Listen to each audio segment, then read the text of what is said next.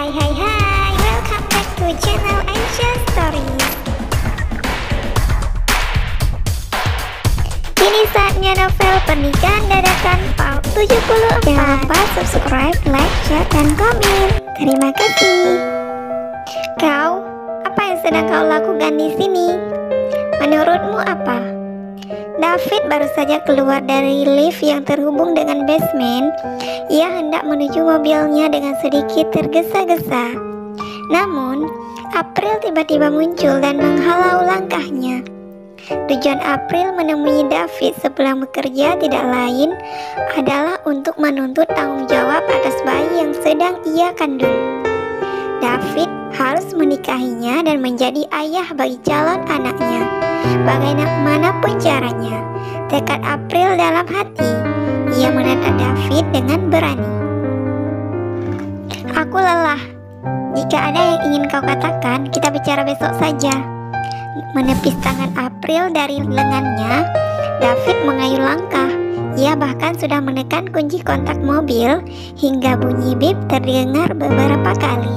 David berniat masuk ke dalam mobil. Aku mau kita bicara sekarang, Dav. Sampai kapan kamu akan lari dari tanggung jawabmu itu, hah? Anak ini anak kamu, darah daging kamu, Dav. Bagaimana mungkin kamu mengacuhkannya seperti ini? Tidak kasihankah kau pada anakmu sendiri? April mulai menangis, tapi tetap saja David tak sedikit pun menoleh kepadanya.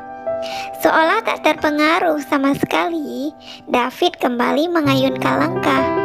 Saat ia hendak membuka pintu mobil, dengan cepat April datang lalu mencegahnya.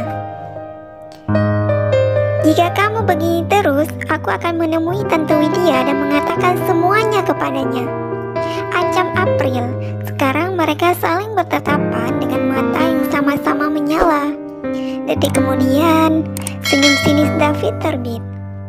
April, jika memang itu adalah anakku, aku pasti akan bertanggung jawab. Aku akan menanggung semua biaya hidupnya mulai dari sekarang. Tapi, kamu harus bisa buktikan jika memang dia adalah darah dagingku, bukan benih dari pria lain. Namun, jangan pernah bermimpi aku akan menikahimu. Jangan pernah. Kau menjebakku malam itu, dan sekarang menuntut tanggung jawab. Benar-benar sudah gila. Kamu sudah gila, April. Kamu gila. Tekan David sambil menunjuk muka April. Wajah April sampai mundur ke belakang. Usai mengatakan apa yang ingin ia katakan, David menepis tangan April dengan kasar hingga gadis yang memakai mini dress berwarna hitam itu terseret ke samping. David membuka pintu mobilnya lalu duduk di belakang kemudi dengan raut wajah menegang. Beberapa detik kemudian, mobil sedan tersebut bergerak cepat meninggalkan April yang memeki kesal. David, kamu benar-benar gak punya hati. Dasar pecundang, brengsek kamu, David. Sementara tepat di depan pintu apartemen Carla, Ryan tersenyum sumir sambil menatap pintu apartemen Han yang ternyata berhadapan langsung dengan hunian Carla.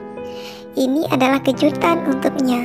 Melihat itu, Safa menatap keheranan. Kenapa, Bang? Gak ada, sayang. Ryan mengelum senyum lalu berdehem kecil untuk menyamarkannya.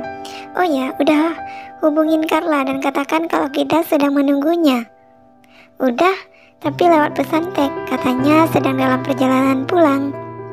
Kalau begitu, kita tunggu aja dulu, ujar Ryan lalu mengecup tangan Safa yang memang sedang berada dalam genggamannya. Lalu tatapannya jatuh kembali pada handle pintu rumahan. Abang mau ngapain? Nanti kalau ada orang lihat, kita bisa diteriakin maling. Cemas Safa saat Ryan hendak menyentuh tombol akses di pintu rumahan. Mana tahu, pintunya bisa langsung kebuka pas didorong. Kekeh Ryan membuat Safa memutar bola mata jengah. Detik berlalu, ia memikirkan sesuatu. Abang kenal dengan pemilik apartemen ini? Memangnya ini kediaman siapa? Keisha atau Amara? Atau pacar abang yang lain? Rian menghela nafas kasar sementara Safa sudah mulai merasa kesal. Pikiran buruknya menjelajah kemana-mana. Saat Rian hendak menjelaskan, tiba-tiba Carla dan Han muncul secara bersamaan. Hal itu membuat alis Safa bertautan. Ada apa ini? Kenapa mereka bisa berbarengan? Jangan-jangan mereka berdua sudah... Rian melipat kedua tangannya sambil menatap Han dan Carla secara bersamaan. Terlihat sekali Carla mulai salah tingkah. Apalagi ia juga mendapatkan tatapan Safa yang penuh dengan intimidasi. Menuntut penjelasannya saat itu juga. Namun, Carla tetap bungkam hingga keduanya masuk. Rian sendiri memilih mengikori Hans. Sama seperti Safa, ia juga penasaran atas apa yang sedang terjadi. Woi, kamu ini kedatangan tamu. Kok malah langsung ngeloyor ke kamar? Setidaknya bikinin minum kek, suguhin makanan kek. Ini malah... Han yang sudah berada di ambang pintu kamarnya menghentikan langkah lalu menoleh sebentar ke arah Rian. Ada banyak air minum kemasan di dalam kulkas. Ambil saja sesuka hati. Iya, tapi... Bam. Belum selesai Rian berkata, Hans sudah lebih dulu menutup pintu kamarnya dari dalam. Senyum kecilnya terbit saat membayangkan wajah Carla yang sempat menegang saat ia dengan sengaja menggodanya ketika berada di dalam mobil. Gaya mau bayarin 2 pengacara. Kaget kan saat tahu berapa jumlahnya? Ujar Hans dengan wajah sumringah. Detik kemudian ia berdehem kecil hingga raut wajahnya kembali datar. Namun senyum lebarnya kembali terbit ketika ia sedang menuju ke kamar mandi. Han bahkan bersiul ria di dalam sana. Katakan, apa yang sebenarnya terjadi? Kenapa kau dan dia? Ya seperti tadi. Carla dan Safa duduk berhadapan di atas kursi empuk. Karena kaget mendapatkan pertanyaan yang seperti itu, pandangannya Carla berkeliling. Kamu masih mencintainya? Tanya Safa lagi setelah pertanyaan pertama menguap begitu saja. Kali ini mereka saling bertatapan. Carla, kamu kan tahu dia itu sudah... Tapi pertunangan mereka bukan terjadi karena saling cinta. Lagi pula kita semua lihat pertunangan itu batal. Hans dan gadis tersebut tidak ada ikatan apa-apa sekarang. Safa hanya bisa tercengang sebelum senyum mirisnya terbit, membuat Carla harus membuang muka seketika.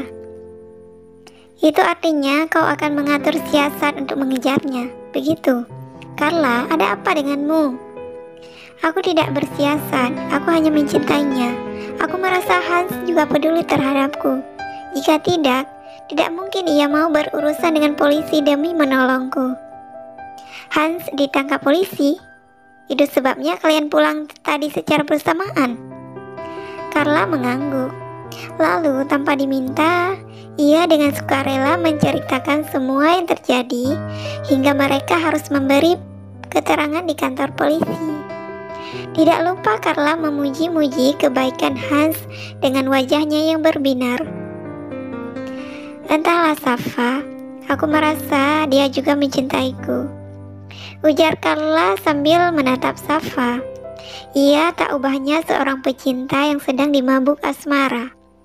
Safa menatapnya dengan iba, lalu mengambil kedua tangan Carla. Ia menggenggamnya dengan lembut.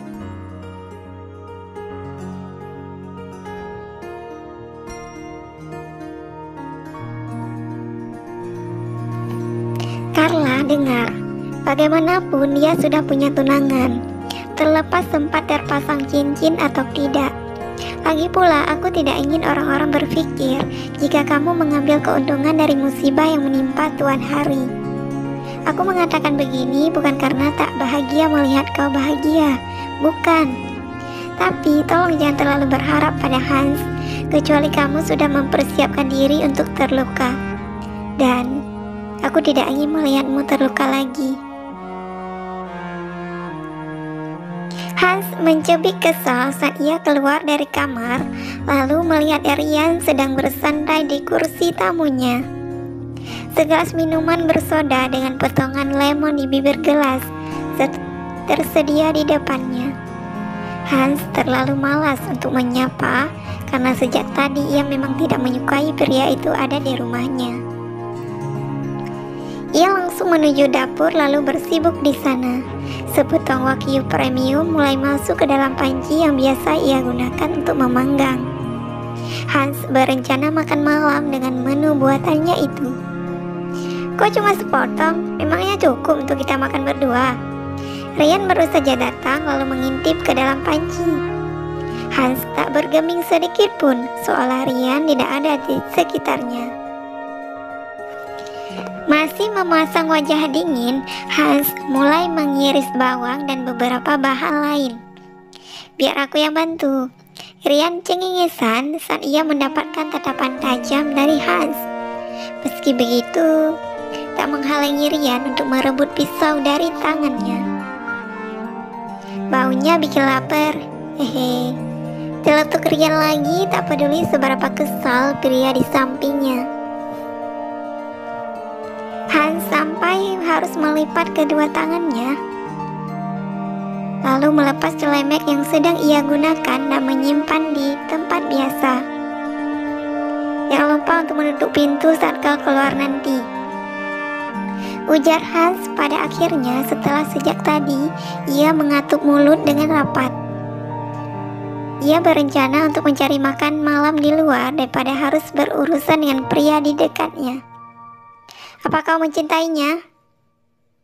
Pertanyaan lantang Ryan menghentikan langkah Hans yang mulai menjauh. Pria itu menarik nafas berat. Belum ada niat untuk menjawab. Ryan kembali mengajukan tanya saat langkah Hans kembali bergerak. Dibandingkan dia bersama David, aku lebih mendukung kau yang bersamanya. Kau tahu sendiri bagaimana David selama ini.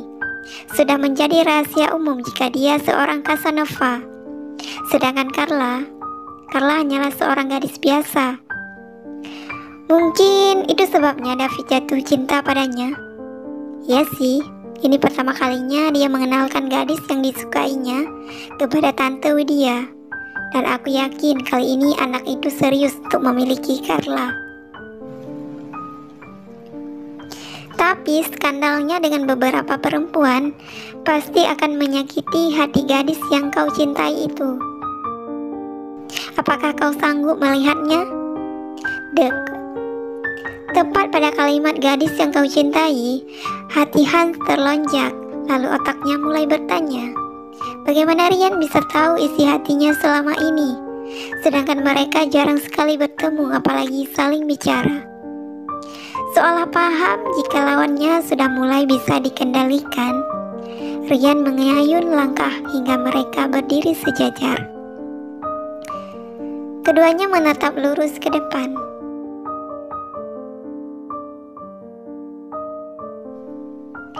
Belajarlah dari kisah cintamu yang lalu.